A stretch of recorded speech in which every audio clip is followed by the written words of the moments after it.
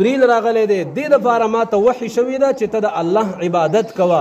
کم وخته پورې عبادت کوه؟ حتی یأتیک الیقین. پیغمبر ته دا حکم دی چې تر د وفاته پورې د الله عبادت کوه. نو چې پیغمبر ته دا حکم دی نو امتی ته به په طریقه ولا باندې دا حکم وي چې تر د وفاته پورې عبادت کوه. نو موږ او تاسو پیدا عبادت دپاره یو. وما خلقت الجن والانس الا لیعبدون. الله فرمای انسان او پیریان دا ما د خپل عبادت دپاره پیدا کړي دي.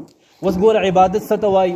مز دا عبادت دی، روجه دا عبادت دی، زکات دا عبادت دی، حج دا عبادت دی. دا عبادات دي، خو عبادات دا زده کول غواړي.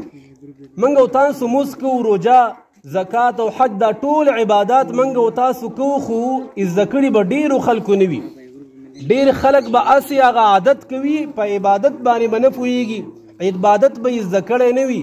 موږ او تاسو به مز کوو، لیکن د مز د فرایضو د واجباتو به راته پته نه وي.